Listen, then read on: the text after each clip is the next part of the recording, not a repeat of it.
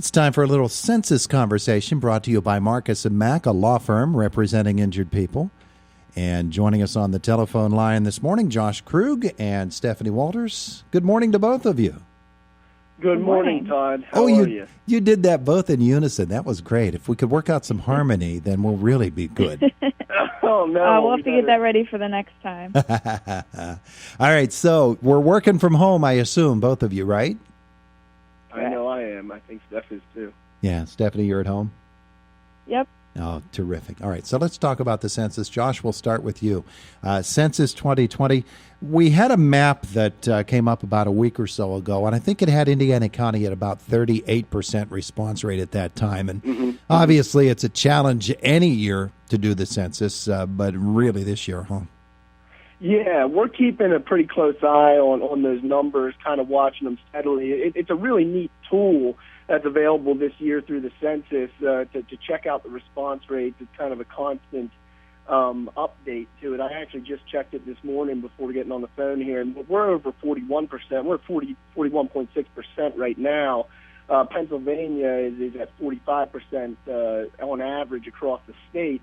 And kind of as you would expect, we're kind of above in percentage, above some of our neighbors, especially to the north and Armstrong County, Clarion, Jefferson, those counties. We're kind of on par more with the Somerset and Cambria counties, and then like a Westmoreland and Allegheny, are a few percentage points above that yet. But all of them are still below 50%.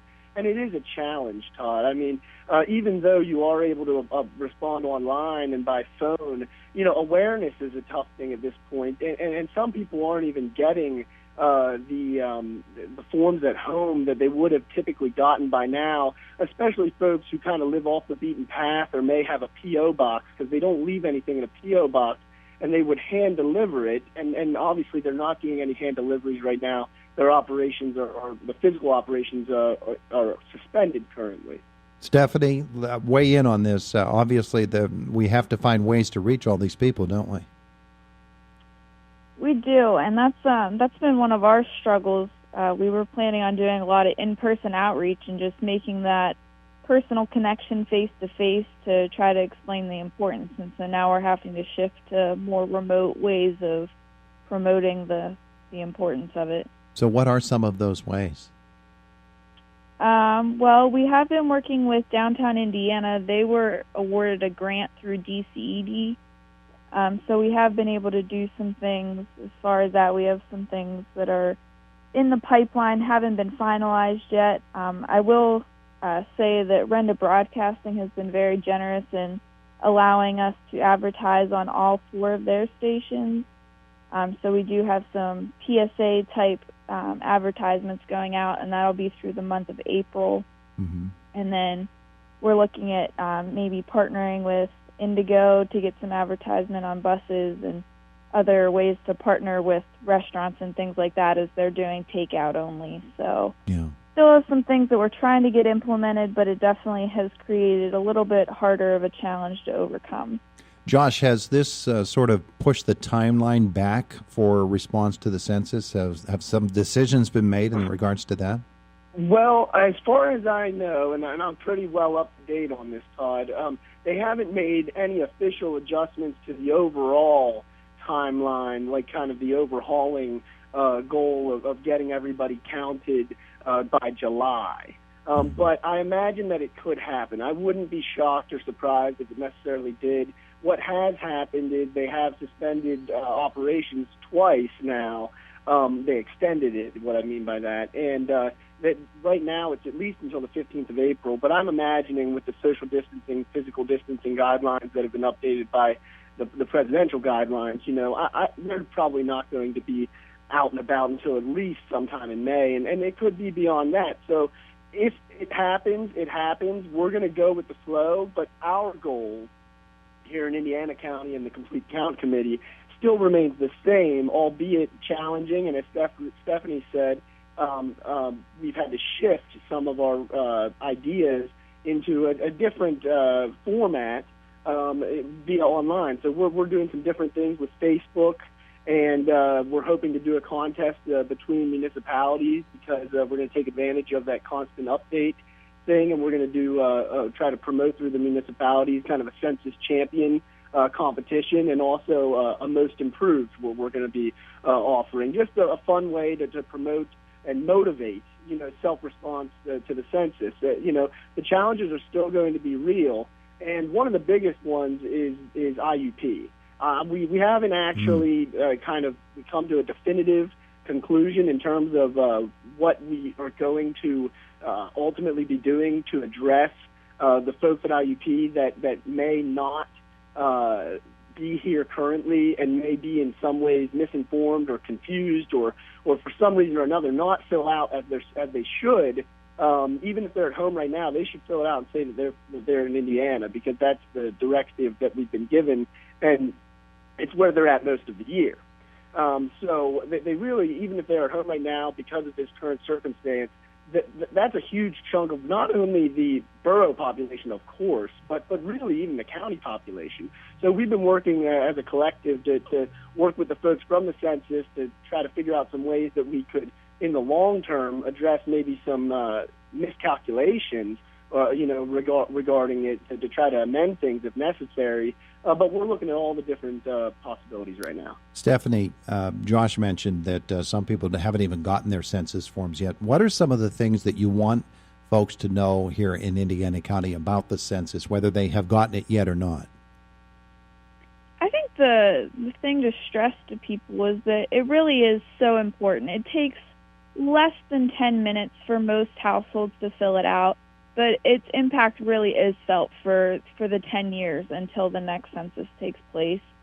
And I think maybe people do have a little bit of a misconception and think that it is more difficult to fill out or that it's a lengthy process, and it really isn't. I've had several people talk to me after they've done their census, and they're like, I was expecting it to be longer. So I think that's a common misconception. So just really stressing to people that it's not a big time commitment, but it does affect us for a long time. Yeah, absolutely. Josh, when we're between the 0 years, the decade years, and the census is not being taken, a lot of us get those community surveys from the government that are related to the census, and those are very long and very comprehensive. They ask you all kinds of questions that you're not going to get on the basic census, which is what we're doing now.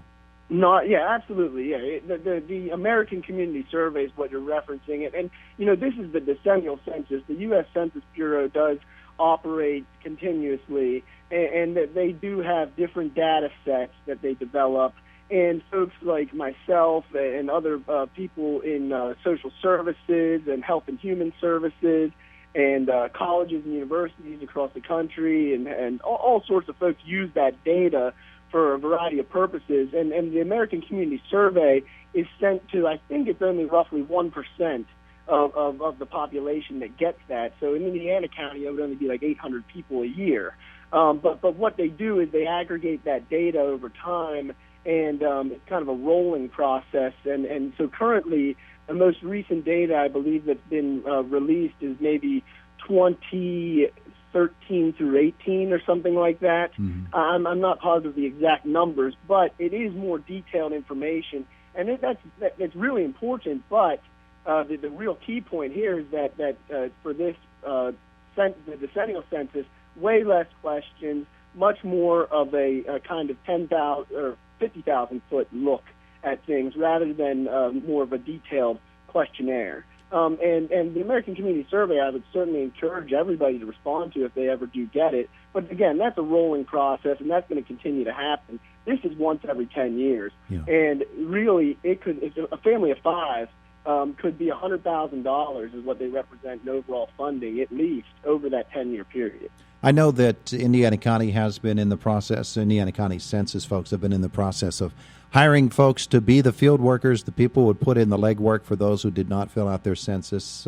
Give us an update on what's going to happen to those folks. Do you anticipate that eventually they'll get out into the field? I would anticipate that they will get out into the field eventually. I can't give you an authoritative update, Todd, but I would say that I know that many folks were hired. I know that they still are, as far as I can tell, on the book. and that they will eventually get out there and do this work. There hasn't been any type of movement. I haven't heard any rumblings, regarding like a postponement for an entire year or a cancellation or anything like that. But this certainly is unprecedented. This situation, the times that we're in because of it, and all of the different changes that have occurred, in our social lifestyle. Yeah, and especially with the way that this coronavirus has hit the area, there probably are some people who would be reluctant to get out there and do that and maybe reconsider. But are there still going to be opportunities for people to sign on? I believe that there are still opportunities for people to sign on. And again, like I said, I can't authoritatively, speak to how the process is going to change because of this coronavirus, especially related to the hiring and the timeline most immediately. But I do think that there are job opportunities. And if you go to census.gov, 2020 census.gov, you can find all that information. And then actually, I would even encourage folks to go to icopd.org. And if you click on the link right there, or right near the top of the page below our COVID update, you can find our Census Information portal, which will take you to all sorts of census information. Josh Krug, Stephanie Walters on the line with us. Stephanie, as we think about the census, I'm sure that your committee continues to meet, if by remote means only, but what are some of those discussions and what are some of the things that are being talked about right now? Yeah, unfortunately, we, like I said, we had been planning a lot of in-person type of events, so we have had to start brainstorming other events.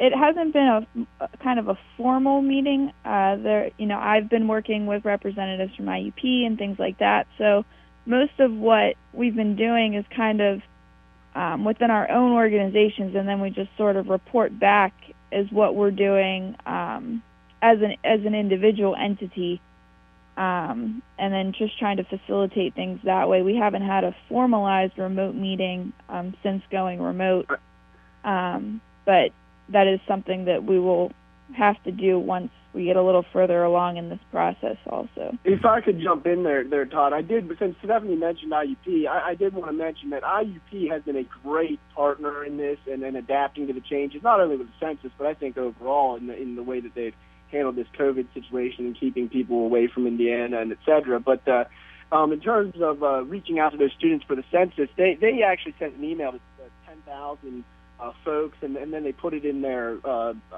news article called The Beak that's released every day. And they've really been trying to get the word out there, but it is a challenge, and we're still trying to figure it out. All right. Just a couple of moments left. Josh, last word. What do people need to know about the census? What are some of the things where are the resources where they can learn more? The census is easy, it's important, it's confidential, it affects funding for 10 years, everywhere at every level, not just municipal funding, but social services, health and human services, health care, roadways, etc. It's very, very far-reaching. And www.icopd.org, you can find the Census Information portal. That can take you to links to fill out the census. Right now, you can fill it out online or by phone, even if you don't have your ID yet. And I would encourage you to do that, because if we can get everything done on the front end here, no matter what happens in terms of the changes related to COVID, it is going to be to our benefit in the end, and it certainly can't hurt. Very good. Josh, Stephanie, thanks for spending some time with us today. Hey, thanks for having us on. You're welcome. Thanks for having us. Really appreciate it. All right. Bye now. Thank you. Take care. It is the voice of Indiana County, WCCS, AM 1160, 101.1 FM. 101.1 FM. 101.